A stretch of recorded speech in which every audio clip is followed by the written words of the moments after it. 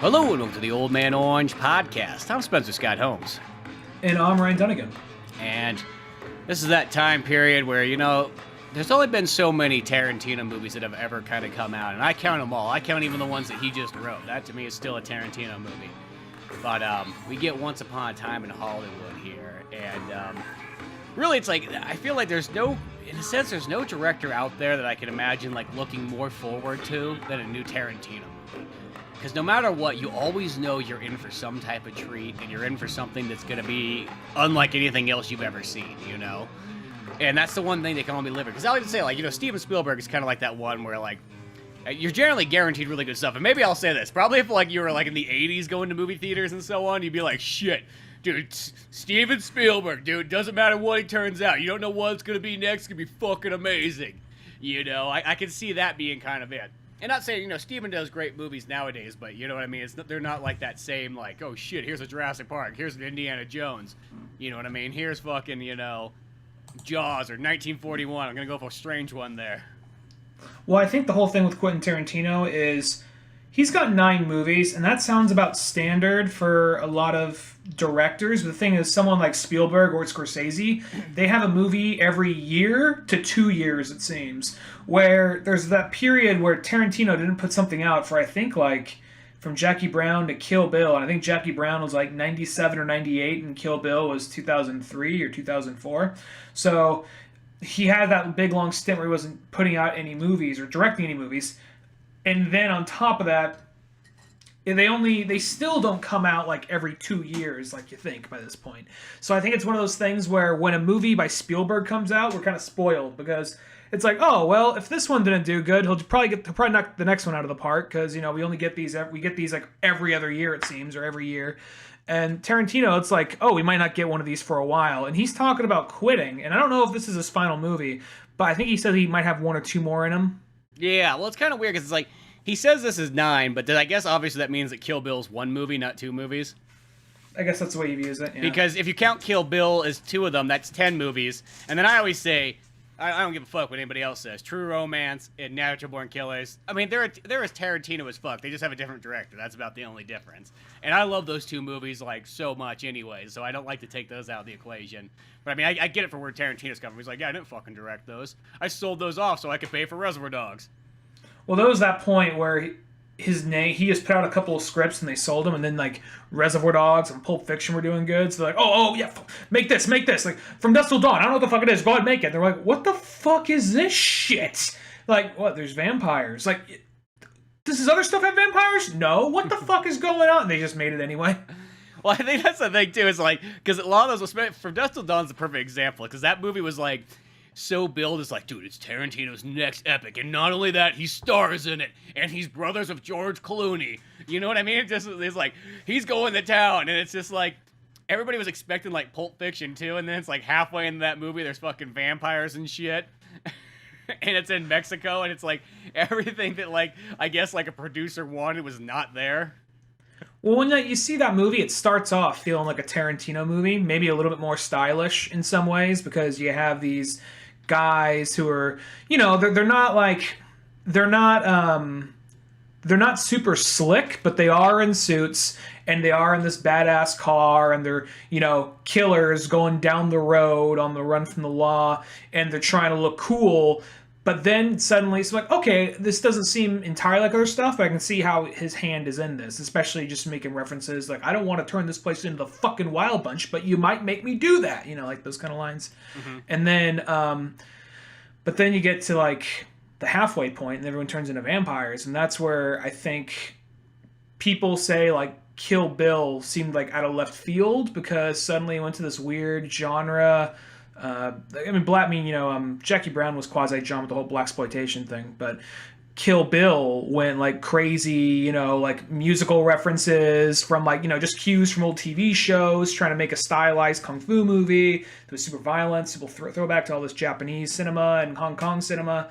So I think out of that, people are like, wait, what the fuck? I thought this is the guy that did Pulp Fiction. Like, well, you can kind of see you can see the seeds being planted for this, say, going back to like something like From Dusk Till Dawn. Yeah, I think it's that thing. I don't know what it is. I guess some people started, like, pigeonholing him right off the bat to being like, oh, he's the guy who does the gangster movies, He's like the like next... the weird, classy kind of gangster movie, sort of. Yeah, he's like the next Martin Scorsese, you know, and I think that's it. And then it's like the fucking vampire stuff, and then he did the serial killer movie, like, what the fuck was that? And then I had all those trippy Jim Morrison scenes, where it's like I had Oliver Stone directed it. Well, yeah, that makes fucking sense. And it's just like it threw people off in such a weird way.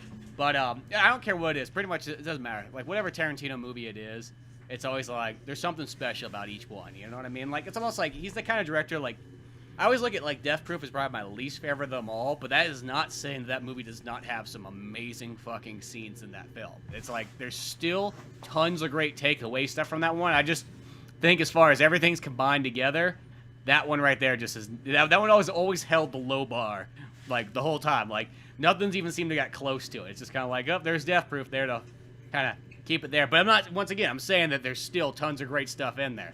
You got Kurt Russell, and, you know, you got fucking great car scenes and real cars chasing other real cars, no special effects.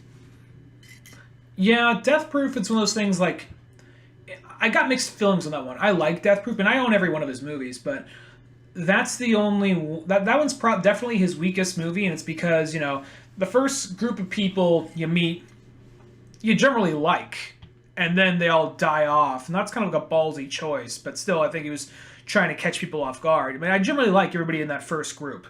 And then you get to the second group, and I know you don't like a majority of them, but, like, I don't dislike them, but I don't like them nearly as much as the first group, and this is the group that gets away and survives, and it's one of those things where I'm like, you know, but the car action was totally awesome, so it's one of those things, like, I get it, but at the exact same time, I'm also kind of like, I mean, I guess he was intentionally trying to make it seem a little weird and obscure because it's a, you know, a grindhouse movie. Yeah, it's that, and I think really the biggest part about that movie, I think that always gets me, is it has, like, a double rise in it. Like, it's like a slow build-up, slow build-up, slow build-up, and then finally you get to, like, 40 minutes and there's an action scene, and then it drops right back down again, and then another slow build-up to an action scene. So it's got, I don't know, it's that weird, like, two movies in one. I will say, though, it's like, I've said this before, is when I saw that movie in theaters, because they were much shorter versions than, like, the ones that are on, like, DVD and Blu-ray, I almost felt like the movie was better when it was shorter, because it was only, because, you know, the movie was only like an hour and 20 minutes in theaters, and it's like 2 hours on Blu-ray. So I think that made a difference, too, because I remember walking out of the theater being like, other than the fact that I was like, they killed fucking Kurt Russell, who the fuck kills Kurt Russell? You know what I mean? Getting this, like, attitude of it, like, the rest of the movie was fucking like, oh, dude, this is actually pretty badass, and so on. And then it's like, when I started watching it on DVD, I'm like, why does it feel like this movie drags so much? And I think that's kind of it. Well, I also feel like, I mean, don't get me wrong, this is going to be like, not that I think he's going to hear this, but I'm sure Quentin Tarantino, if you heard something like this, like, oh yeah, go ahead, tell me what you would do. Yeah. And, like, you know, he's like a 2-time Oscar winner, and, you know, the world, like, all of the film industry stops when a movie of his comes out. You know, we all got to take a day to talk about it.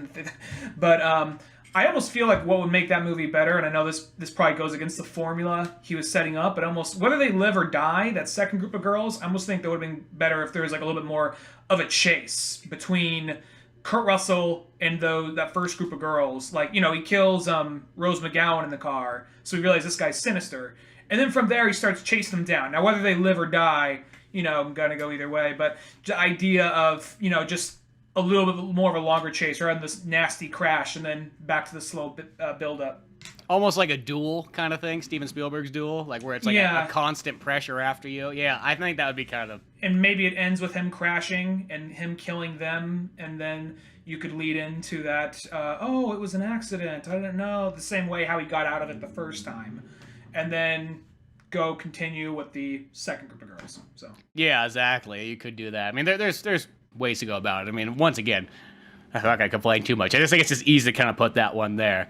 But, you know, like, Tarantino movies are one of those ones, like, it's kind of almost like, sometimes I think it's always hard to pick, like, what's your almost favorite, because there's just certain things I like about so many of them. I mean, I feel like as a whole, like, Pulp Fiction is kind of like the quintessential, like, top tier of them all. I mean, like, you know, if somebody tells you Pulp Fiction's their favorite one, you kind of go, yeah, sure, that totally makes sense. You know what I mean? It's like, there's nothing wrong with liking that as your number one, because, I mean, it's just so dialed in. But then it's like, you know, I just always think of, like, I love Kill Bill. You know, Kill Bill's so good. You know, Django Unchained is, like, amazing. I think out of his, like, newer ones, I think that's one of the strongest ones he has. And then, like, even there's other movies, too. There's, like, ones like Jackie Brown that I remember watching You know, when it initially kind of got it. And it was like, I remember going like, it's good, but it's kind of long and so on. But every single time I watch that movie, I kid you not, it goes up farther and farther on my list. Like, it used to sit there right above, like, Death Proof. But by this point, it's definitely crossed the line of many other movies of his. And, like, I actually really like Jackie Brown, like, a lot nowadays. I don't know what it is. Like, maybe it's just, like, the hangout kind of picture of it, of just sitting around and people talking. It's got amazing conversations in it and so on. I mean, like, it's one of those movies where it's like there's not tons of action in it, and there is kind of like definitely some long scenes, but like I don't know what it is. That movie always works really well. Just, I don't know, such a cool one. Well, when I first saw Jackie Brown, that's totally when I was. I mean, you know, now everyone knows who Tarantino was. Remember, in late high school, I suddenly got into Tarantino because I saw Kill Bill, and I was like, "This is fucking amazing. What else has this guy done?" And then I saw Reservoir Dogs, and then I saw Pulp Fiction, and then I was just totally amped for whatever this guy did. And then I remember for Christmas I wanted Jackie Brown, and I got it, and I'm like, yeah, fuck yeah, you know, just expecting, you know, like, because even though like some say Pulp Fiction, even Reservoir Dogs isn't jam-packed with action, the action that's in it is pretty brutal and pretty hard and pretty awesome, and the story itself is always pretty, you know, edge of your seat. And then you watch Jackie Brown, and it's not really that. It's probably his least violent movie. And I guess it's, you know what it's like? It's like watching Jay and Silent Bob Strike Back and Mallrats, and they'd be like, Mom, go get me Jersey Girl. I fucking want a party tonight. Yeah, it is something like drastically different. Not drastically different. I mean, it still definitely has a stamp on it, you know, just from the cast and his style and all that. But it's just, you know, violence and action-wise wasn't there. And then watching it again, though, I'm like, you know, I like it. I'm not blown away by it. I like it, but I'm not, you know, it doesn't amaze me. And then watching it again, like every time I watch it, like you, I like that movie a little bit more. And it's only kind of gone up for me. And now that's probably, I mean, it's hard for me to rank. There's a point where when you're younger, you kind of keep a list. Like, this is my number one movie. This is my like, number two. Pull it out of your back pocket, no matter where you are, you fucking have it. What about Spielberg? Only go to page 12. For Spielberg, my number one. Yeah. And then like number one, Saving Private Ryan. Number two, E.T. What? That's a jump. Yeah, I know. Moving on. But now it's like now I think it's one of those things where I can't. I mean, I might know my number one movie, or like, oh, I like these two or these three pretty evenly. It's kind of hard for me to say. Now, number one is Pulp Fiction. I think it's always going to be that. But Jackie Brown has definitely moved from like, you know, number like, you know, lower part to like top 3 somewhere. And going forward to Once Upon a Time in Hollywood. So we're going to talk about this movie as if you already saw it, folks. So lots of spoilers ahead. I'm going to say, even though it's kind of like a combination of a lot of different things he's done, both stylely and artistically, but I think this pulls from Jackie Brown because he's trying to have a bit of a hangout picture for a while of it. Yeah, well, that was the thing. When watching this movie, that was the first vibe I sort of kind of got. I'm like, do you know what? And I bet you this will be like a Jackie Brown that, like, you know, the more you watch it, the more you'll probably dig it. You know, maybe not as much as Jackie Brown, but like, because this is one of those ones, like, I had a great time in it. I mean, there's kind of barely any action in it, but whenever there is action, it is so badass and so awesome. You know, it's one of those kind of pictures. But it is really just totally a hangout. I'll say this. It's one of those movies that, like, I liked it. I wasn't blown away by it, but that's how oh, shit, the voice went away. Whose voice went away? Oh, okay, for a second, the thing just started boop, boop, that Skype thing. So I don't know if I talked over you or not. Did I? Nope, not on my end. I'm all golden. Okay. Anyway,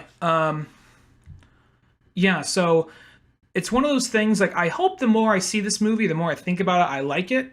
And I like it right now. I'm not in love with it. This is probably one of the lower tier movies of his for me, personally. And once again, that's not a bad movie. I mean, it sits above Death Proof. I don't know if it sits above Inglourious Bastards or not, but this is definitely a movie worth seeing. I think it's one of those things, there's the hangout scenes that definitely work, and basically whenever Brad Pitt or Leo DiCaprio are on screen, it is really fun and engaging. And I know he was trying to come at it with an artistic angle for all the Sharon Tate stuff, but in the long run it felt kind of boring, because the Sharon Tate stuff, I guess it was partially meant to be out of respect for her, but at the same time it was also meant to be this idea of she's like, it's just a common, chill day for her, but then it comes this, you're expecting like this, oh no, and then it's like, oh, it's a bait and switch. So all that stuff we saw her going about her day and everything's kind of chill and calm, it felt kind of like there's something else that could have been going on there. That's more time we could have spent with other characters. Like maybe she could have been this presence that was there, like seeing her on billboards or hearing about her in the news and like, oh God, she's next to me. She's having another pool party, this bullshit. But then, you know. Yeah, well, you know what it kind of those scenes do. You know how they kind of come across. They remind me like almost like, okay, say if like you and a buddy were making a movie, and then like the buddy is like, dude, I'm gonna have my girlfriend in the movie. Be like, well, you don't want to have your girlfriend in the movie. What are you doing? He's like, dude, I want to get my girlfriend in the movie. Like, what's fucking wrong with that? And then they almost like spends like too much time just focusing on shots of her fucking like wearing goofy glasses and dancing and fucking having her feet up at the movie theaters and stuff. Be like, dude, what? Oh, this is so many foot shots. Like he just dives in on the foot shots in this movie. He really does. And I mean, there's even one part like where I remember like with like. It's later in the movie, but like when the hippie chick puts her feet on like the window, like I felt like I jumped. I was like, oh, God, it was like grotesque. She has those dirty hippie feet. Yeah, I was just like, get those off Leo's window. He pays Brad Pitt good money to take care of that car, damn it. Well, maybe not that good of money. We saw how Brad lives, but well, he just seems happy. But that's almost like how those kind of scenes came across to me. Is like they sort of felt like, I mean, as I said, like I saw what they're going for, and I think it's the same thing you were kind of saying there. But they did almost have that where like, yeah, like a director was almost just focusing too much like on like his girlfriend and like spending all this time for like almost you would say like unnecessary scenes. Like, okay, we sort of got it by now, and you're still going. Oh, he's still going. He's not stopping. You know what I mean? Because that's just like how her stuff was. And I mean, like, as I said, I think it was supposed to be like, oh, here's this bubbly, you know, actress, you know, just free loving, like hippie, just hanging out with fucking directors and all that stuff with like not a care in the world kind of attitude, you know? Yeah, well, I also feel like that whole thing with the reason they're focusing so much on Sharon Tate is I think it's two things. First off, Tarantino said, I was looking for a lot of interviews with Tarantino and different cast members, and apparently his whole thing is he wanted to have an emphasis on this young woman who was feeling optimistic and everything was going good for her because her career is just taking off. She's married to Roman Polanski before all the, you know, allegation shit, before, you know, it was just this building up to like, oh wow, I think everything's gonna be awesome. In the back of your head you're like, man, I'm glad she's having a nice day and everything's going pretty chill, but this shit's not going to end well. But at the same time, it's a Tarantino movie, so you're like, well, who knows? They might just do some Inglourious Bastard shit at the end. They just might do that. And watching it, as it goes on, it's one of those things where when you get to the ending and you see that she really had nothing to do, they're like, oh, wow, that's crazy. You stopped it. Good, you know. It's more like, okay, we're happy for her, but in that case, why'd we spend so much time for her if she was just kind of... I mean, I guess that's going into the aspect... It was kind of funny, because my girlfriend, she's Dutch, and she knows about the Manson murders, but she doesn't really know... I guess in the Netherlands, it's not as prevalent as it was here. So... Well, it's not like that thing as being like a kid. It's being like... You know, like you'd be watching the news, be like, so what's Charles Manson up to? Let's go find out today. That seemed like what it always was, like every like 6 months. Oh, old Chucky's got a swastika. Okay, moving on. We'll get back to you in like a year. All right. Yeah. And apparently he wrote a song for Guns N' Roses. Okay, yeah, moving on. Can't complain there, I guess.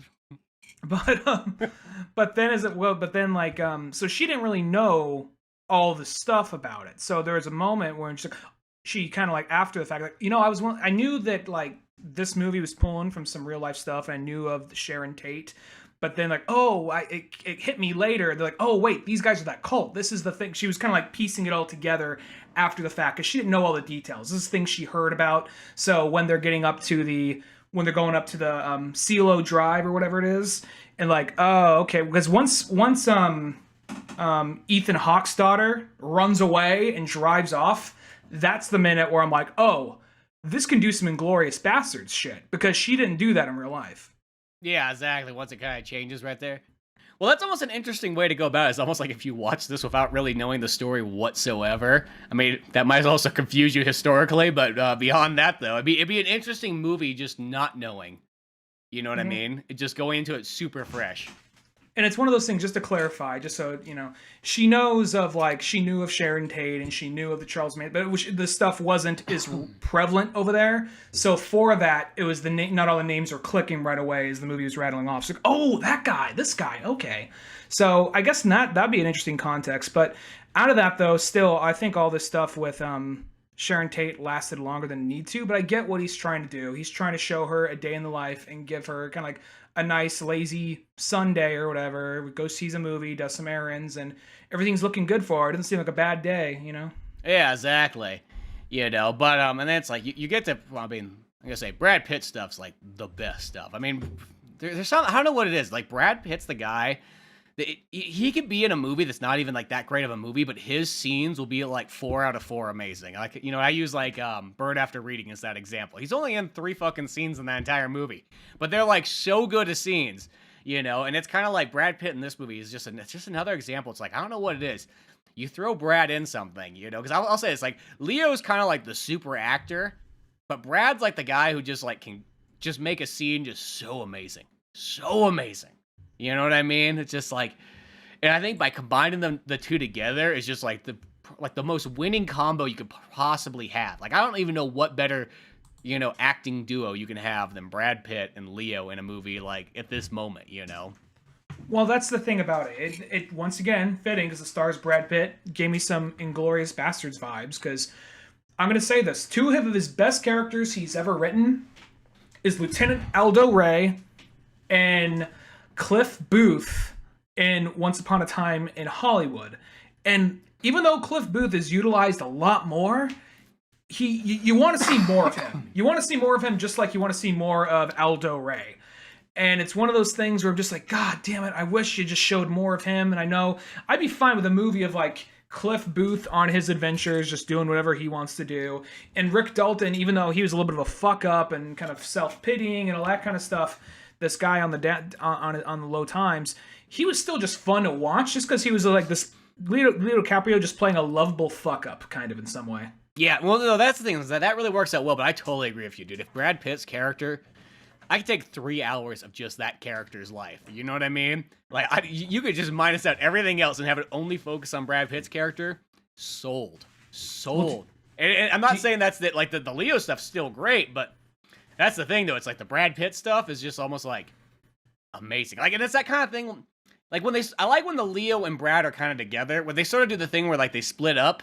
You know what I mean? I mean, obviously the Brad Pitt stuff's still really amazing, and the Leo stuff's still good, but that kind of, it goes into more like this just very actor type movie part, and it's like it's still cool, but it's not as cool as fucking Brad Pitt stuff. Well, the whole thing with Brad Pitt stuff is because with Leo, you're just seeing this dude kind of have a meltdown and trying to get through and trying to like ups and downs of a day of like a struggling actor. And that one is much more of kind of like actor porn to a certain extent. Like, it's kind of like, do you really like performances? Do you really like long, lingering dialogue and all that? And I'll say this, the reason why I think all Leo stuff, because there are moments when it's showing Leo's day, and it shows him on the set, he's kind of awkward, and they, he's this old cowboy actor from the 50s who hasn't really changed with the times. So when they come in, he's just like, look, we know you had your own show, but he's gotten to this point where he's pigeonholed as a guest star on different shows as a villain. And when they say to him, like, yeah, we're thinking making you look kind of like a dirty hippie kind of vibe, and he's just like, what? Because it's just like, he hates hippies. So the idea that, they're making him look like Dennis Hopper and Easy Rider, and they're just saying that, like, and he's not liking it. And then you're watching the scene go, and apparently this is like Tarantino just showing off stuff he loves and no one else knows about, because Lancer, I just assumed that was a made-up show, and all those actors and on the stage are made-up people, like Timothy Olyphant's character and Luke Perry's character. Mm-hmm. But those are real actors from a TV show that like got canceled after like 1 or 2 seasons. And Tarantino, I guess, really liked the show and really just wanted to have like an homage to that. And what was so good about that is you're just watching this guy, like, I was kind of enveloped, not into like, oh, this is a guy acting. I was kind of enveloped in this Western. Like, what's happening in this Western right now? And just being kind of like, because I love Westerns, a lot of like, wordy Westerns.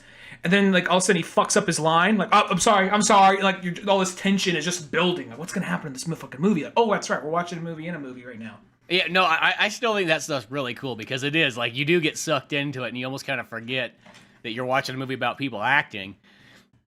And they're shooting at Western and everything like that, and it is kind of cool. And Leo does just like kill it in that scene and so on. But I like just watching how he just kind of fucks up and then like messes lines up, and then he goes into like his like trailer, just starts like throwing shit and so on. Be like, dude, you're better than this. Meltdown. Yeah, but then he kind of fixes himself in the whole process. He has like a meltdown, talks himself out. You're not drinking anymore.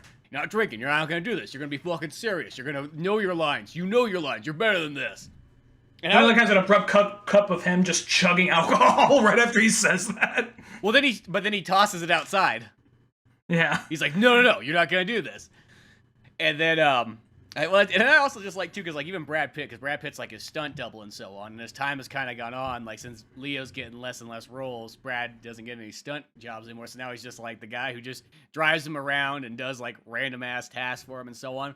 But he's almost like the greatest best friend ever, because literally it's like one of those ones like, you know, there'd be a lot of other people that would have been like bitching and moaning about because they're not getting as much stuff, and Brad's just grateful to be there. You know what I mean? He's just grateful to help on out. You know what? I mean, if I get a couple stunt works here and there, that would be awesome. But if not, that's okay. I'll help Leo out. You know, even if Leo lives in a nice house in the Hollywood Hills, then when Brad has to drive like an hour away, they go live in like a fucking drunk Batman like trailer out behind a movie theater. Making macaroni and cheese for breakfast, for dinner. Dinner. Right out of the pot. With like his pit bull and everything. And like, I don't know, just like that scene right there where Brad Pitt just goes home. And I love how like they really focus on the drive. Like they spend some good time on the drive to really get across like how fucking long he has to actually drive away from Leo. And it's that kind of thing. It's an interesting thing because it's like you see like Brad's life. And it's like, I feel like Leo's character is almost so oblivious that if he really knew that that's how Brad Pitt lived, he would probably try to do something to make it better. But it's almost like he's so stuck in his own world that he doesn't question it ever, never comes across his mind, and Brad never brings it up. It's an interesting dynamic. I like that a lot, where it's just like the super best friend who's just like optimistically like, you know what? I'm fine with just like whatever I got, that works. I think he's fine with that because he's probably somebody like, you know what, I can walk down a street and, you know, people don't recognize me right off the bat or anything like that. And on top of that, you know, my best friend is, you know, a famous actor, so I gotta go hang out at his place. So it's all worth it. Whatever. I'm more into the rough and tumble stuff. I don't like memorizing lines and all that kind of bullshit, you know. And he's just like the total, like you said, he makes living in a trailer, eating macaroni and cheese, watching a beat up black and white TV, he makes that look like, that doesn't look so bad. It almost reminds me, it's like a mixture of two Brads. It's like you got old school, like hillbilly Brad Pitt, like from like California, like that kind of era. But instead of being like a crazy lunatic, like redneck, it's like you get like the happy, optimistic, cheerful Brad Pitt that just seems like the coolest guy in the world. You know what I mean? So you combine those two to sort of together, and that's just like, oh, it's so amazing. Well, when he goes to the Manson farm, and there's that one dirty hippie who like knifes the tire, he's like, you're gonna fix it. Like, what? He's like, you're gonna fix it. I'm like, fuck you, man. No, I'm not. You pig. Just punches him out, and he just like, ladies, if you step near me, I will kick all his fucking teeth in. And then he says, get up and fix it. Like, fuck yeah. Yeah. Well, that scene right there, but like even before that and so on, like that part's so cool when they go out to like the old film site and there's all the dirty fucking hippies out there and so on. Like, you know, here's the thing, there's good hippies out there, but it's hippies like it's those kind of hippies that like nobody fucking likes. You know what I mean? Well, it's the murdery kind of hippies that no one really likes. It has nothing to do with murder. It's that kind of hippies where like they feel like they're doing like a good cause, but they're probably putting absolutely no real effort in it. They're paying no fucking taxes. And that kind of thing where it's like, cars are bad, but I'm still going to hitchhike because I don't want the fucking responsibility and I don't want like, you know, the ownership of something and having to take care of it. But if if I'm not putting gas in it, it's not a big deal. But if I'm still using the car to go somewhere, it's like, you know, it's like that kind of stuff. Like, it's like, no, you're just fucking lazy. You're just like an overgrown child doesn't want to grow up. But that scene though, when they go there and it's, you know, I love how it feels like the Texas Chainsaw Massacre. That's how it comes across, is like almost like, you know, if the Texas Chainsaw Massacre kind of just had like, you know, out in the woods kind of like redneck type people, this is like that same thing, but just do it as hippies, and you just kind of realize it's like, it ain't that fucking different. These hippies are gross and dirty, and you could just feel the nastiness there, and the untrustworthiness, and the uneducatedness of them, and just almost like Brad Pitt being there going like, well, I used to shoot movies out here, we used to do horse riding. Is old George inside? And everybody's kind of looking at him like, you get the fuck out of here, nobody knows who. Yeah, George is here, but he's taking a nap. And it's just that tension that's in there and everything. Well, the thing about a lot of that's true, because that guy was running a ranch, and he was getting to this point where people weren't coming to shoot Westerns as much, and then he was getting old and senile, and he was losing his sight. So Manson came by and says, yo, we will do yard work for you, and you can fuck all the women you want. You don't got to worry about anything else. He's like, done, and out of that, you see, like, that I didn't know that going into the movie, but looking into it after the fact, like, oh, wow, they got that. There's some people there that were, like, made up, I'm assuming. Like, I'm assuming the Margaret Qualley character, Pussycat, I'm assuming she wasn't real. Maybe she was. But, you had the Dakota Fanning character, Squeaky or whatever her name was. Mm-hmm. And Kevin Smith's daughter. Kevin Smith's daughter was just kind of, I think she was just more or less there in the background. I'm not sure if she was one of the... She had a couple lines. Yeah, I think Froggy, yeah. Yeah, Froggy, God. It's like, you hear those names, it's like, it's so hard to, like, when you think about, like, people seriously at one point in time, like, were fucking calling themselves this, and this was, like, how they were gonna live their life. It's just so funny when you think about it. Well, it's like Happy, Cappy, Angel, Butterfly, Sundance, Tadpole, Blue, Delilah, Froggy, Snake, Lulu, Clem, Sadie. They're all these names, and then I think this is one of them still, Katie, and then Gypsy, who was played by Lena Dunham. So I think by this point, they were all people that were like, I don't know if all those guys were real. I mean, some of them were definitely, but I don't know if all of them were. But they're like, all right, let's just get all the dirty hippies categorized in one section right here on IMDb. But the whole thing with that was, that scene, when he goes there, you're just expecting the worst. Like, I wasn't like, all right, it's a Tarantino movie. Shit can go bad at any moment. So when he's there and all this tension is building up, that's where I'm like, I'm not going to lie. It was like kind of that Inglourious Bastards level, kind of like they're in the basement kind of scene, Or that scene in Pulp Fiction at the very beginning when he's just like, Brad, you're a smart motherfucker. Like, are they going to get out of this alive, or are they just going to kill everybody in this room? Yeah, exactly. And then, like, just knowing that Brad Pitt can die from other movies, it's like you get kind of scared now. You know what I mean? You have a little bit of a fear for Brad. He's not like Clint Eastwood, who's always going to make it to the end. It's like, don't kill off Brad Pitt yet, because I always had that fear. It's like, don't kill Brad Pitt off halfway into the movie. What are you doing? And then it's like, okay, good, they're not doing that.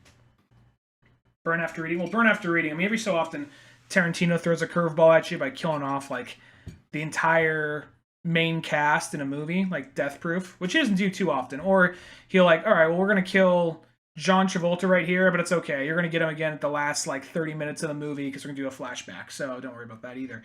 But yeah, I guess there is a little bit more of like anything could happen. I didn't think he was going to die, but I thought maybe some shit was going to go down because Dakota Fanning, for being a dirty hippie, she was pretty intimidating. Yeah, she was just like, as I said, it had that same like feel like Texas Chainsaw Massacre. That was like exactly like the vibe I got from that whole scene. Even that part when he's leaning in there is just like, tell you what, well, I came a long way and it's been a while. I just want to say hi to him, and you or this screen door is not stopping me. And then she just stares at him. And he looks behind him like all this fucking army of dirty hippies behind him. Like, shit, what's gonna happen here? Yeah, exactly. And it's like, you learn in this movie, fucking dirty hippies can't do anything to Brad Pitt. It's like, I mean, I feel this is that movie, though, if somebody really fucking hates hippies, it's just a movie where, like, they will fucking be cheering like it's the fucking end of, like, a Super Bowl victory.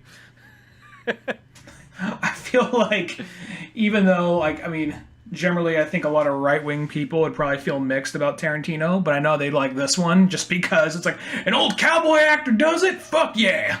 Because I think there is just that sort of thing where it's just like, oh my gosh, it's like, that is so amazing, Well,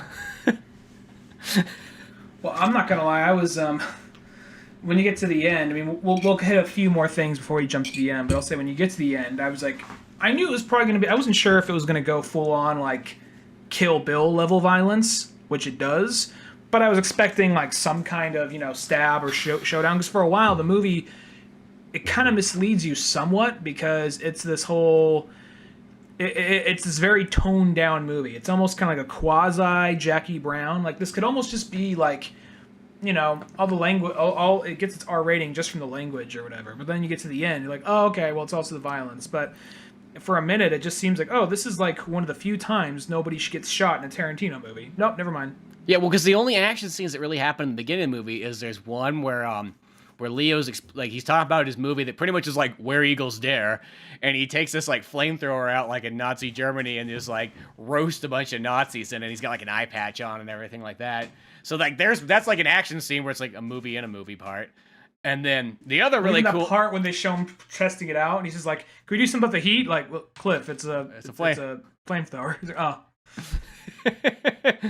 And then the only other Rick. My bad, sorry. Yeah, the only other action scene that is actually pure amazing, and I wish there was more of this, but it's almost such a magical thing that you can almost say, is there's the Brad Pitt versus Bruce Lee scene. It was something you never thought you'd be able to say in life, but you get one of those in this movie. Well, I like that, because even though I like Bruce Lee a lot, I can totally see him mouthing off and talking about, because this is when he was coming up on top. He was probably the only Asian guy on TV, and he knew not many people could take him on, so he'd be talking shit about like whatever. And even though I love Bruce Lee, Brad Pitt's like, I guarantee you the people he's naming off are probably real like stuntmen that Tarantino knows about through like different movies, because he just keeps track of movies on every level. So when he says like, oh well, I think that stuntman can kick the fuck out of you, like, oh, are we? And then like Bruce Lee's just like, let's have a friendly competition, nothing to the face. Whoever gets knocked down 3 times wins. All right, and they're all right. First person who goes down is a kick from Bruce Lee. Brad Pitt goes down, and then Brad Pitt throws Bruce into the side of a car, denting it. And then Kurt Russell comes and breaks up the fight. He says, "Whoa, Zoe Bell comes out. Oh yeah, Zoe Bell comes out. She's like, "What the fuck are you doing?" He's just like, "He's kicking the shit out of Bruce." Like, no, he didn't kick the shit out of me. It's just a friendly match. It's what happened. He's kicking the shit out of Bruce. Nobody kicked the shit out of Bruce. and then he's just like, "What the fuck happened to my car?" Because before then, there's like, they keep on talking about what happened on Green Hornet, and what they do is they do an interesting continuity thing with that scene. At least I didn't realize at the time. For a minute, I almost thought that like we were jumping to a different day, because Brad Pitt's on top of a roof fixing a TV antenna, and then we just cut to something else. Get Brad Pitt his shirt off on top of a roof fixing a TV antenna. Yeah, you can just have that as a wallpaper. Yeah, it goes next to like your Legend of the Fall sexy Brad Pitt poster. Hey man, it's just something to aspire to, even though deep down you'll never reach it. But it's okay. You gotta have those dreams. People might scream, "That's gay!" Like, I don't give a shit. It's Brad Pitt with his shirt off. It's fucking amazing. That's all man. We should all aspire to that someday. Exactly. He's like what, in his fucking 50s, and he looks like that? Jesus Christ. Anyway, I want to say Daniel Tosh even has like a great joke. He says like, he's talking about like Brad Pitt and David Beckham fucking. He's just like, I want to let you know, just because you're imagining Brad Pitt and David Beckham fucking, that doesn't make you gay. That makes you a regular person. That is fucking art. Oh, that's funny. As a matter of fact, if you don't get just a little hard thinking about that, you're fucking gay. The gay test. Yeah, I just thought that was funny. I know way you can get away with that joke now, but no, nowadays they wouldn't let you, but that's okay. You can still have your sexy Brad Pitt poster from 1995. No one's gonna stop you there. Yeah, but what was I saying? Oh yeah.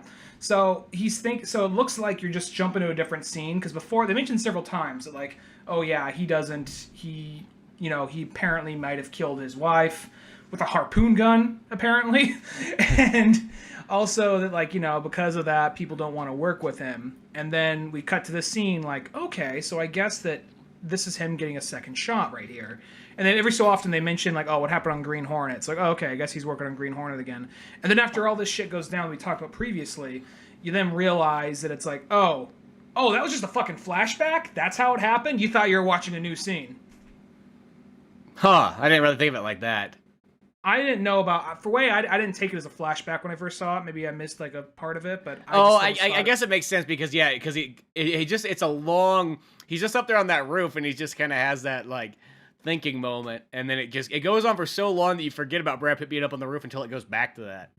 And I thought it was like we just went on to like I thought we just cut to a different scene. That's what I thought that was. I didn't think that it was like I thought we were like the next day or later that day or something like that. You know what I mean?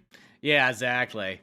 But it's almost like there's these little, like, because they don't give you a whole lot of Brad Pitt's, like, kind of backstory. You just get these little tidbits, and you kind of wish there was, like, more of it to kind of, well, you just want more Brad Pitt scenes anyways. Why not? Well, I don't even think that, to be honest, I don't even think he killed his wife. I don't think he feels bad about it because she looked like a bitch. Because there's this part where it shows them on a boat, and she's just complaining and bitching about everything. She looks kind of like a Welch, and he's just sitting there with, like, a harpoon gun while she's just complaining, and they just cuts away, and you don't see or hear anything. But it's one of those things where, like, I don't think he killed her. I could see the thing accidentally going off or whatever, but at the same time, I'm like, oh, well, kind of got out of that, whatever. Yeah, that or she fell off the boat. See, it's like, it never, like, does anything to really say, just because he was down there, like, you know, scuba diving, so he's just spearfishing. So, in a sense, like, that, it almost has nothing to do with, like, that could be it, you know? I mean, I know it leads it there to think that, but, yeah, it's almost like anything could have happened. Just, I guess, because you're out on a boat, nobody knows who's there to see you. But he just, given everything else in the movie, he doesn't seem like the kind of character that would do that. I just don't think he really cared that much. He's like, oh, I'm in this shitty relationship. Oh, she's dead? What a shame. Okay, whatever. I think it's just because he's just too optimistic of a guy that, like, if somebody died, he wouldn't be, like, so heartbroken. He would just be like, well, that kind of sucks, but, well, it's not going to ruin my day now, you know what I mean? Time to put on the old boots and get to work. Yeah, exactly, and I think that's sort of what it's all about. That dog food's not going to pay for itself. Yeah. Or that mac and cheese I eat straight out of a pot. I know, that dog's getting better food anyway. The dog looks like he has, like, fancy kind of dog food. Well, even the moments he had with the dog, we're just talking to the dog, and, like, Tarantino, that's the kind of stuff he really shines at. Just, like, a dude and his dog, and just the dynamic he has with his dog. Mm-hmm. Yeah, just like those little things that you can carry. Like, it's that thing that you can carry a scene that, like, would maybe not sound the most interesting on paper, but, like, you see it and it's like, oh, that works out so well. You know what I mean? I think it's just by having the right actor, having the scene, having the setup, having the character, you know, putting it all together and you know, topping off of a, you know, cool little pit bull right there and so on. Mm-hmm. Yeah. So, no, I will say, though, I wish there was more Bruce Lee scenes, though, in the movie. Like, that's the only thing is, like, because, you know, they kind of show Bruce Lee in, like, the trailer, so I thought, like, oh, shit, Bruce Lee's going to be, like, more of a major character. It's like, other than that, like, one scene where he's fighting Brad Pitt, he's only in it, like, in kind of background shots and sort of, like, non-talking. Like, there's parts where it's like, now, is this real? This is what I thought. Does Bruce Lee train, like, Sharon Tate at some point? I think in real life he trained her for that movie, The Wrecking Crew. Because remember that part where she's doing a little bit of martial arts? Yeah, maybe that is true. I didn't know that. Because that was kind of like the one where I was like, oh, that's interesting. Because, you know, when you watch, like, these kind of Tarantino movies, you don't know, like, well, what's real and then what's, like, kind of, like, made up, sort of. Yeah, well, there's also, going back to Bruce, did you hear about the Wikipedia controversy with this movie? No, I'd never heard about that. So apparently before the movie came out, you know, Tarantino was very adamant about people not spoiling the movie. But the movie came out 2 months ago before its initial release at the Cannes Film Festival. And some people, you know, that by that point a movie's free game and you could put the ending on, you could put up the synopsis on Wikipedia. Apparently a fake ending was up on Wikipedia for a while where the ending is they go in and they take Tate and all her friends hostage. They take them to the Manson compound, and that's where Brad Pitt, Bruce Lee, and Leo DiCaprio all go in after him, and they have this very Django Unchained style bloody shootout kung fu thing. And he teaches, you know, because thinking about it, like, it's like part of me's like, I can see Tarantino doing that, but then I'm also thinking, like, apparently then Tate was also doing martial arts too. At that point she was super fucking, like, 8 months pregnant or whatever. I'm like, how are you gonna, yeah, no.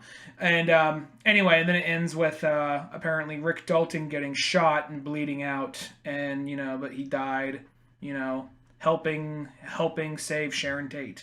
So, but that didn't happen. So that was just one of those things, like, Wikipedia, like, had that on there for, like, a few weeks before the movie came out.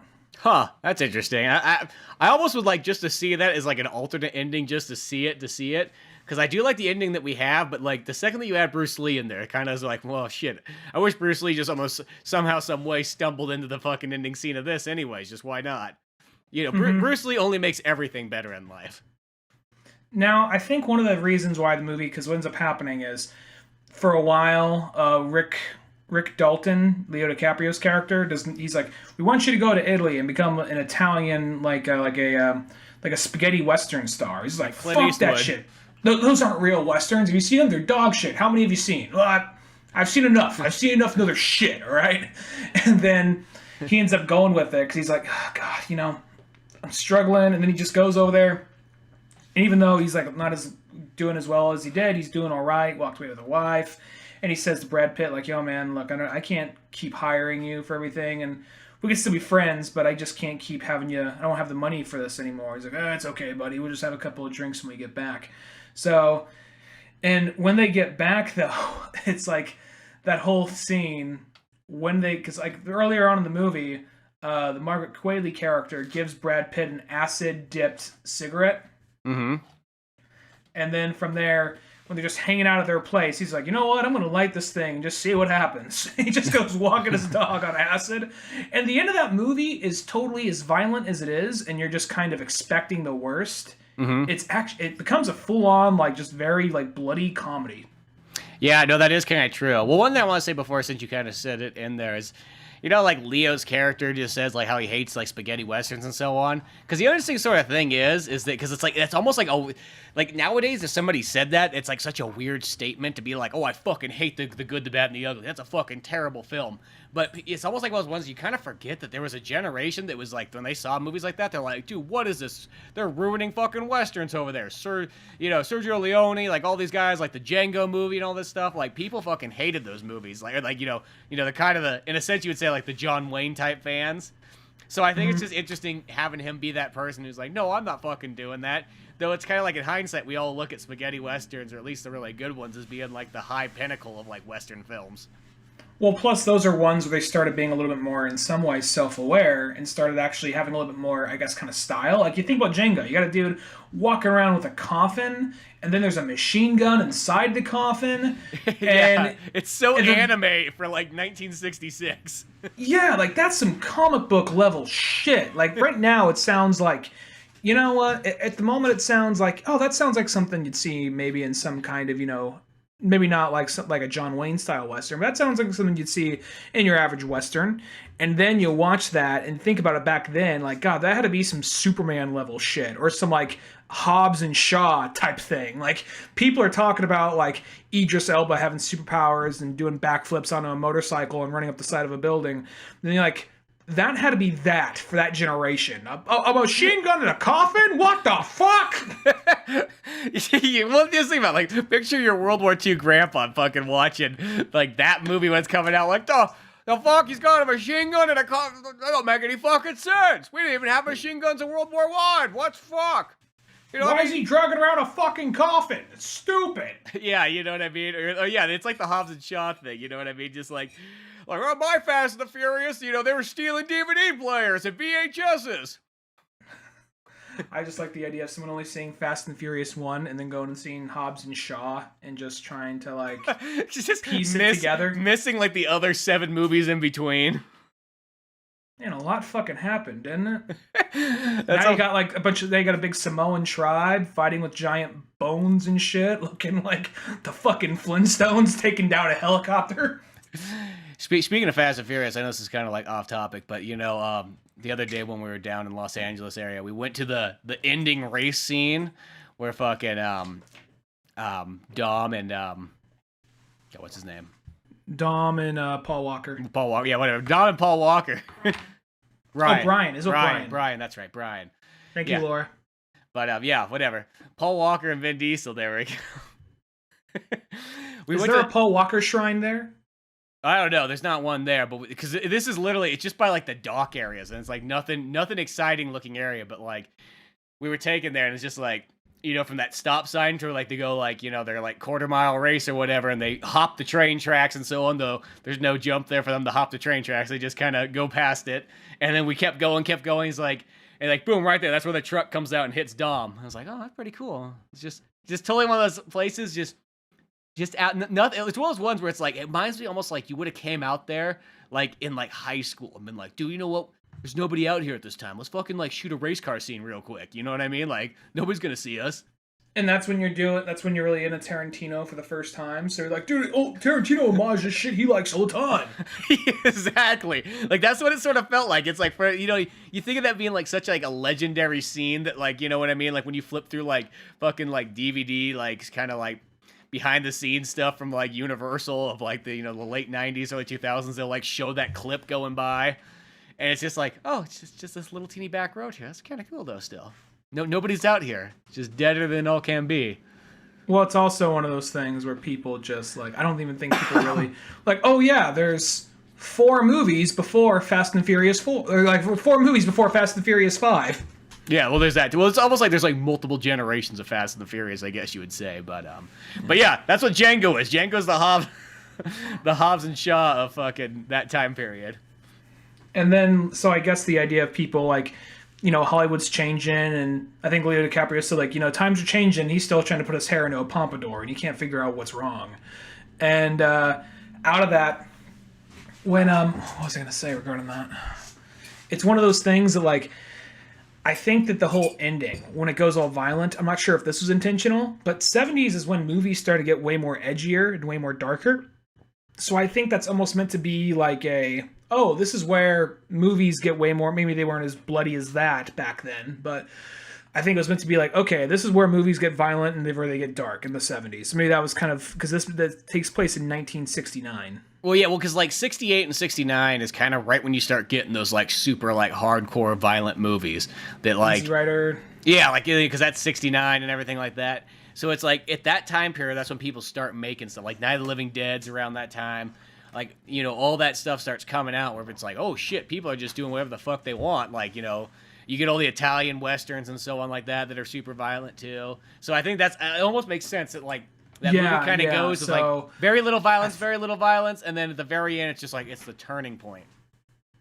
Yeah. Sorry if I almost kind of cut you off there. The sound went out, and it was right at the pause, so I thought you were done. So sorry if I spoke over you. You never do.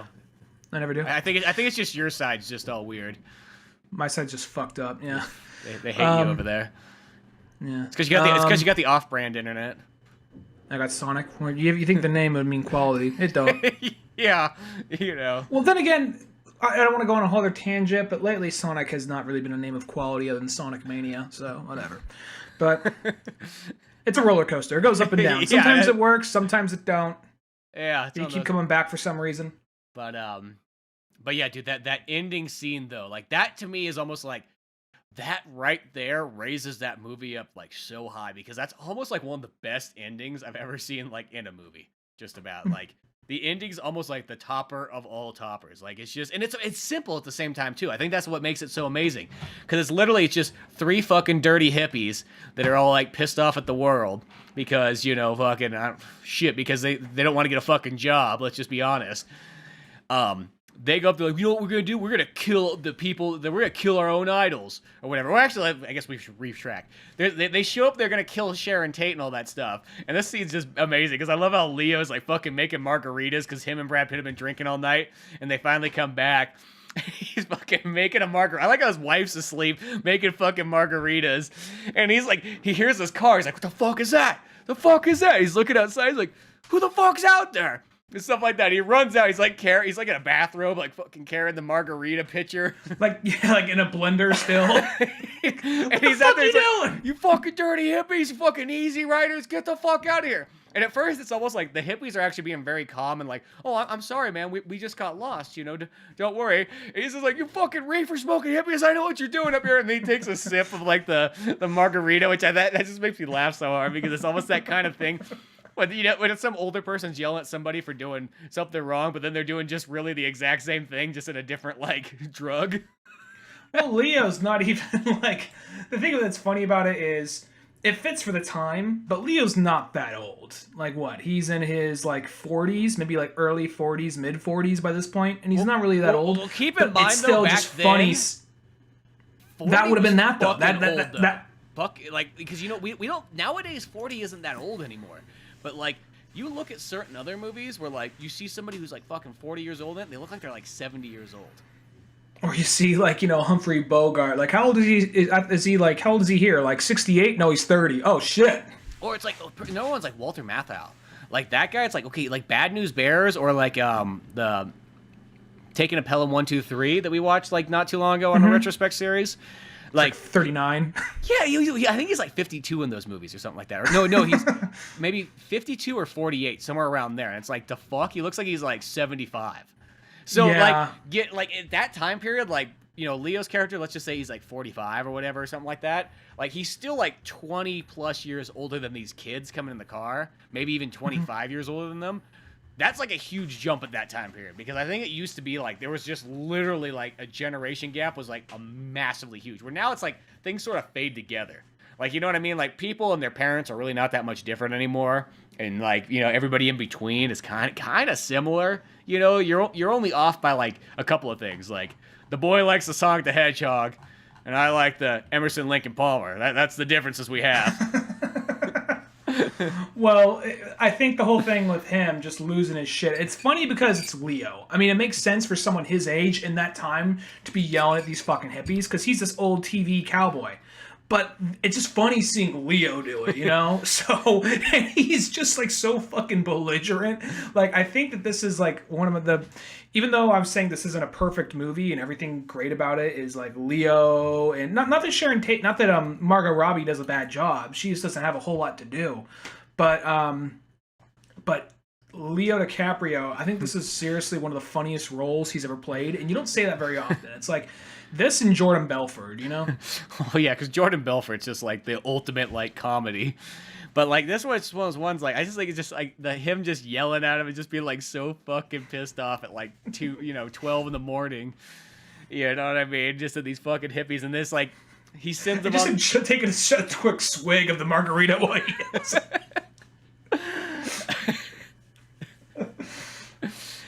And then the fact that they just drive off and they're like, I like the part too with the one guy like fucking Tex or whatever, like the main like hippie man. He's just like, he's like, dude, was that fucking Rick? And there's like, you mean from the old Western series? Like, dude, I had that guy on my fucking lunch pail. And it's almost that kind of weird thing that, because I think that's also the other thing that you always kind of forget about like that 60s hippie generation, like baby boomer stuff, is that like, all these ones, like, they all grew up like fucking Andy Griffith kids. You know what I mean? And they just had this switch all at one point. Like a hard fucking, like, left turn. You know what I mean? It's like, that's what makes it kind of interesting. It's not like a progressive one. Where, like, nowadays you can see a kid at, like, 6 years old, like, oh, he's wearing tie-dye. He's getting kind of hippie-ish. You know what I mean? Like, that didn't fucking happen. That, like, came, like, hard at, like, age 13 or 14 even. Or you just even look, like, perfect examples, like, look at, like, fucking albums. Like, look at, like, an album from 1964 and then look at an album from 1966. It fucking, like, a band will just change just, like, drastically right there. They look like a bunch of guys in nice suits, and they look like they're trying to be kind of like the Yardbirds or, like, the Beatles' early albums. Then all of a sudden, everyone has long hairs and Fu Manchus, and one dude's just not wearing a shirt. He's just wearing a vest. Exactly, but he's got a fucking hairy chest. You know, or you get the fucking it's just instantly from, like, happy songs to, like, fucking, like, Her Majesty's Satanic Ritual, or what the fuck's that Rolling Stones one called? Oh, yeah, Her Majesty's Satanic... choir, some shit like that. It somehow it came out. We talked about it multiple times. Somehow it came out before Sergeant Pepper's Lonely Hearts Club Band, but for some reason it sounds like a ripoff. Yeah, I know. It so seems like it, but maybe it's that weird. It's probably that thing where the Beatles are like, we could do this better. I don't even think it's that. I think they were. I think just Mick Jagger or like. Keith Richards went and go over to Paul McCartney's house for the night and just came running back into the studio where they were all hanging out. Just it's like that thing where... Guys, I just got back. I just picture, that one where Butters is fucking running back to like the play to explain like what the preschoolers are doing? Yeah. I just picture like Keith Richards like running in like cheap animation. You won't believe what the Beatles are doing. He's all like, what? It's like, first off, we need a kazoo, we need some LSD, we need some wind chimes, get a brass horn. I'm like, what? I don't know what the fuck we're talking about. Get a whole orchestra. Somebody get a centaur. Like, I imagined that, and then, like, they jam that out, like, in a month, and then Beatles, like, oh, what's the rush? Yeah, they spend their sweet time on it and so on. And that's coming from someone whose favorite band is the Stones. But, you know, they can't all be winners. Well, yeah, like, I think nobody's going to argue that album's better than Sgt. Pepper's. I mean, if you are, you're just blind faith in yourself. Yeah, because that's one of those albums that's got like 2 really good songs and then like 8 songs of like I don't know what's going on music. That's what you use to impress people who are like big time music snobs. They're looking like, okay, Eggs on Main Street. Okay, you have Sticky Fingers. Oh, Her Majesty's Satanic Choir or whatever, and then just like you have like yeah, I got that one. You know what now, bitch? Yeah, it definitely is that one. It's like the one where like you have guests over and you just put it on the background or something like that because you want to seem fucking like hip. You want to seem like kind of like hipsterish for a minute, maybe. You'd be like the fucking Andy Warhol of the time. Yeah, or it's just like one of those things. It's just like you're going through your Who collection and something like, oh, Tommy. Oh, okay. Yeah, that's different. But you know what's the funny thing too about like Leo's character is he's yelling at the hippies and so on like that, but it's almost like when he goes to Italy, he gets that kind of like you almost would say like I guess it's not hippie-ish. I guess you would say it's more the swinging '60s style. I mean, I think it's one of those ones if you ask like a 10-year-old kid today, they're like, yeah, they're both fucking hippies, you know. But I think there is sort of sometimes like a difference between those two kind of like looks and feel, because I guess like swinging '60s, I guess like best way to say it's like all like Austin Powers, but it's sort of like. You have all, like, the colorful clothes and, like, bright, vibrant stuff like a hippie, but you're all trendy and up to fashion and still part of society. You know what I mean? Like, it's that weird thing where they don't feel like they're that far apart, but they probably still kind of are.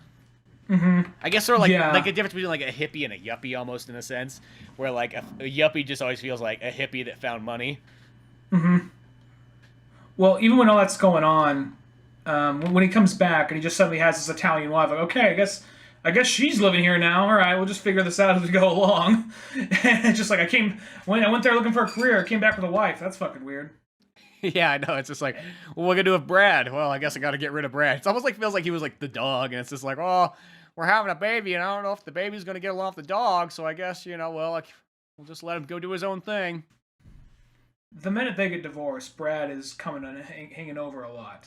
Like Rick is giving him a call like at 5 a.m.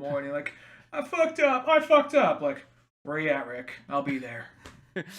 He's the ultimate best friend. Like, literally, like, there's no better best friend than Brad Pitt in this movie. He's like better than Alfred. He really, that's what he's kind of like. He's like your younger cool Alfred. And this is the thing too I always think about.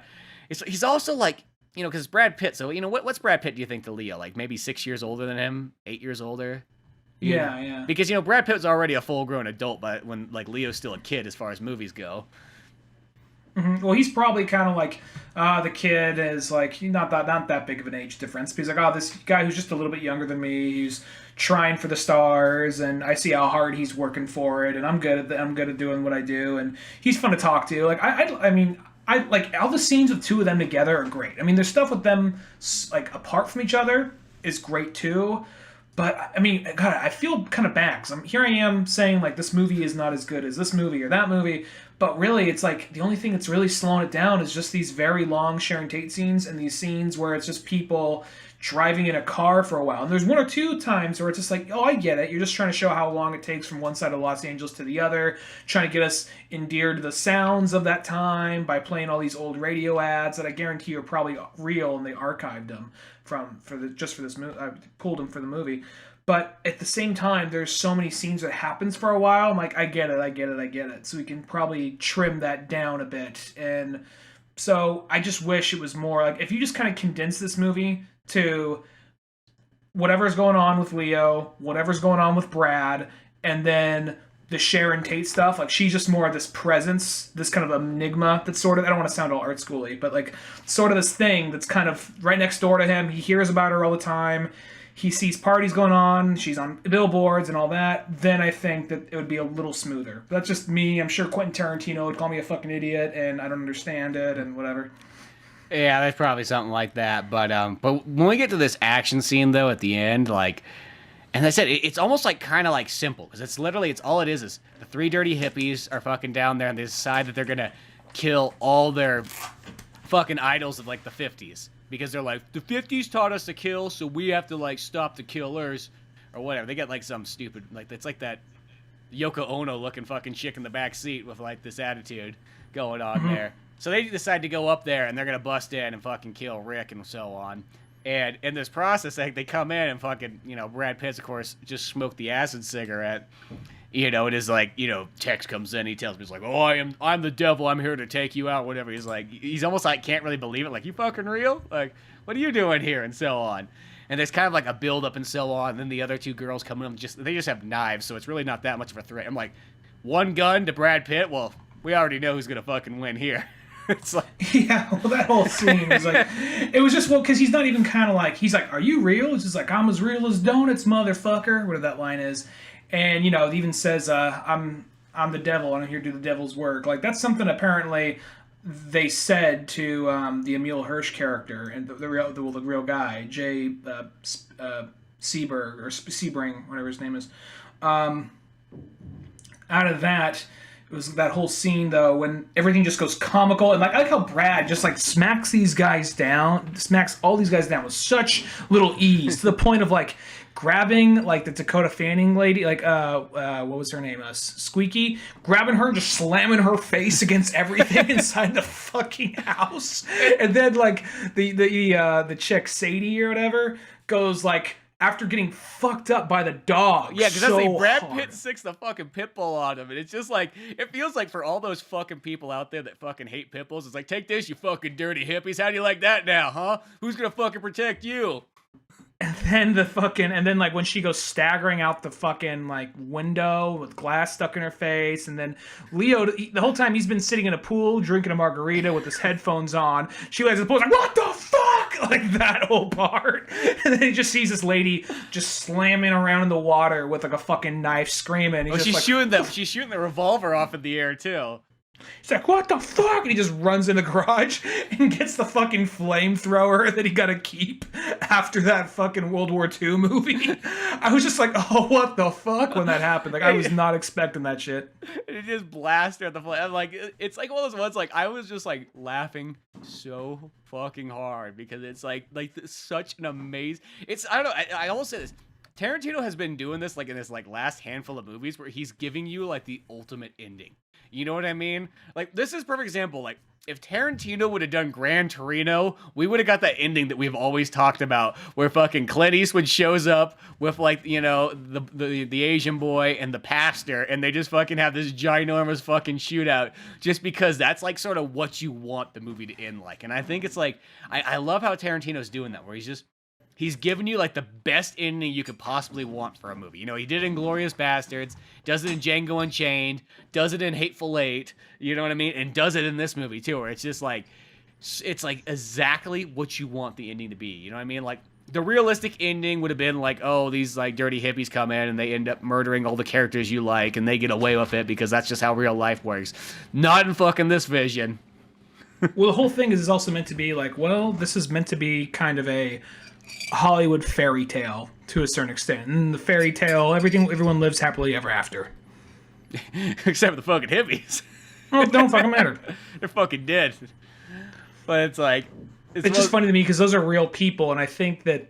I'm not sure if they're all still alive, but it's just funny to me just being like the idea of like, oh, they're making another movie about you guys. Like, oh, fuck, great, again. I mean, I don't feel bad for them at all. Fuck them. Yeah, fuck those people. But the idea of they're just like, great, another movie made about us. You guys get brutally murdered in it. Wait, what? By Brad Pitt and, Leonardo DiCaprio and Leo's But those Italian are my favorite actors. Yeah, I know. He sets you on fire. Isn't that awesome? Well, that'd be like an honor, though. If Leo sets you on fire. Fucking... That's a glorious day right there. And then the dog, the dog just fucking brutally chewing on those people. It's like, oh, it's so good. The dog is the thing. It wasn't really like even like Dakota Fanning's face getting smashed. It wasn't her falling through the glass. It wasn't her getting set on fire with the flamethrower that got me going. What got me was the fucking dog, because that just like that looks so fucking brutal. And I mean, I wasn't looking away or anything, but that part was just like, God damn it, that's just fucking. You're done by that point. Yeah, it was like the ultimate like take that, fuck you. You know what I mean? I know that's what it's going for. Even like I like how the Italian wife wakes up and she even like fucking throws a kick or a punch or something like that. Just like, yeah. And then she started chasing her with the knife, and she goes in the room, and then all of a sudden the dog like goes in the room with the lady, and from that point Brad Pitt just starts like painting the whole wall with Dakota Fanning's face, more or less. Which that's a thing. You wouldn't think that the little girl from Man on Fire or War of the Worlds, and just thinking one day you're gonna see her face just getting smashed against a telephone, side of a fireplace. Just respect your fucking father. He's doing it. Tom's doing everything for you in that movie. Well, that was the original ending for Tom Cruise in War of the Worlds. Him smashing like, "Sweetie, I'm trying to save us." "Well, Dad, no." "Sweetie, I'm trying to save us." "Shut up." Just stop smash. Dude, if that was the original ending of the War of the Worlds. The hood of the car. Him, and then fucking kicks Goku out the fucking window and shoots him with a flamethrower. Kicks white Goku out of the door. He kicks on the door like that. He's like tumbling, gets laser blasted by one of those tripods. Like, oh, we're on our way to a great movie right now. That would fix everything in fucking War of the Worlds. But no, dude, the ending in this movie is just pure awesome. And this is the other thing, was I watched it because I didn't know if that was going to be the full ending. I was like, is this movie going to be one of those ones where this is like the ramp up of action, and then we're going to go to like, in a sense, back to the ranch? And then I thought, like, was there going to be like an extra maybe this is where the Bruce Lee scene comes in? And it's like, no, it just ends right there. And it's just like Brad Pitt goes to the hospital, you know, and then Leonardo DiCaprio goes up to Sharon Tate's house, be like, "Hey, neighbor, you never invited me in until I saved your fucking life, but thanks. I'll come on up now." Well, they're just like one of those things where because Emil Hirsch is out there. He's like, I'll say this, Emil Hirsch is one of my favorite actors, and I don't see him in that much stuff, so when I hear him he's in a Tarantino movie, I'm like, oh, that's fucking awesome. Like, oh man, he barely does anything. Once again, he's playing a real life guy, and I feel like other than the hippies, a lot of the real life people... Actually, no. A lot of the actors got some fun stuff to do, but a lot of the Sharon Tate crowd didn't seem to have a whole lot to do on that. But he's talking to him. He's just like, "How'd you take her out? Like a fucking flamethrower?" He's like, "You took her out with a fucking flamethrower?" "Yeah, I had it in my garage." "Was that after that one like World War II movie?" Like, "Yeah." Like, "That is fucking amazing." And Sharon Tate comes on like, "Oh, how would you like to come over for some drinks?" Like, "Oh, okay, great." And then from there... And it's just kind of like, I just killed these people. Not a big deal. Cops let me go. It's fine. And then out of that, too, which is super funny, I think, is... Well, not funny, but like this part was like, okay, he was early talking about like, man, I got the biggest actor and one of the biggest director, most up-and-coming stars at my... living right next door to me. And then he's like... Oh shit, this might be a way in. So it's kind of like, it's not promising that everything's going to go good for him from this point on, but it's like, oh, well, you know, he might just, you know, he just made friends with Sharon Tate one way or the other. Yeah, exactly. So it kind of works out. You know, Brad Pitt just a flesh wound. He just got stabbed in the hip. That's it. Mm-hmm. You know, I was worried for a minute for Brad Pitt. I'm like, don't die, don't die, don't die. I know, that's what I was too. I was waiting for it. It's like, and I kind of like that they gave those hippies like nothing. It's just like, no, they're just gonna take fucking abuse. You know what I mean? Like that's it. That's all we're gonna see here. So it's almost like one of those ones. Like, I guess the thing is, if someone was a hardcore hippie, they probably would be like very like apprehensive of this movie. Well, if you're a hardcore hippie, you probably don't look towards to Manson. That's the one we should follow. Well, not Grateful like that. Dead. But it's still like I guess it's like, okay, it's like those are like the cult hippies or whatever. But I guess it's still like ballpark. like oh well, those are the people like, you know what I mean? I feel like if you just took those people out of that area, they might be like, well, maybe they could be fixed. You know, like you know how they would have thought about that kind of stuff.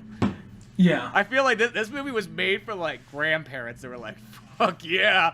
Like, there's a line I remember, it's like in fucking King of the Hill or whatever, where like, I think Hank's like, the only time I ever saw my father like cry a tear of joy was when he used to take me to like the Vietnam rallies. Be like, your father wanted to go to the Vietnam rallies? Well, he just loved seeing the hippies get beat by the police officers. It was the happiest day of his life.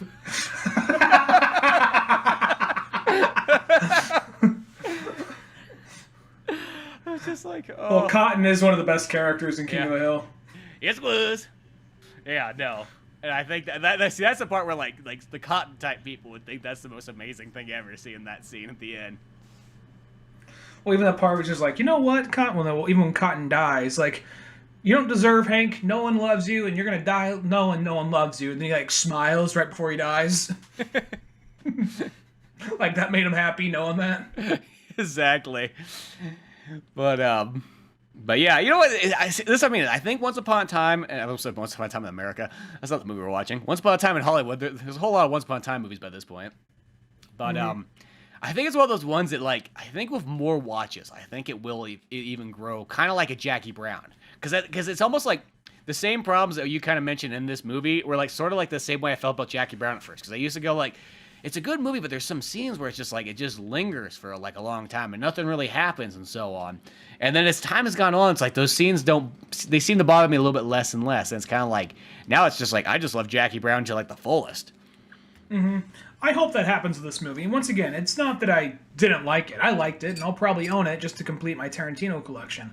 But it's not one I see myself watching over and over. It's one of those things where I love, flat out love parts of it. And then there are parts that, like, you know, I feel like are just longer than they need to be. But that's what, like you were saying, that's what you were saying about Jackie Brown about 5 years ago. So, who knows?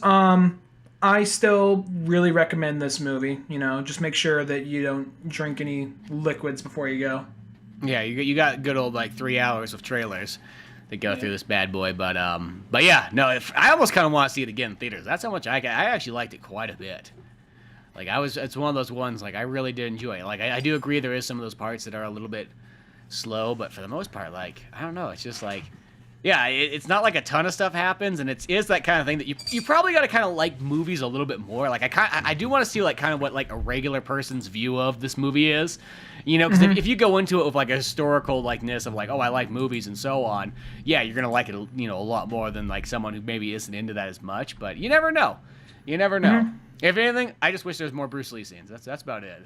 Like that's all I can ask for in life. Yeah. Who knows? Maybe. Well, that dude who played Bruce Lee, he had him down. Like Mike Moe, that dude had him down. Dude, yeah, that guy was so dialed in and so on. Like, just like, and plus, because I think there is that time period where there's that Bruce Lee. It's kind of like the douche Lee, I guess you would almost call him, where he's very full of himself and he knows he's the best. So he's got the attitude. Because I think that stuff kind of once he started writing all those books and so on, is when he kind of becomes more like Bruce Lee, like the master type, where like, oh, now he's like self-reflective and so on.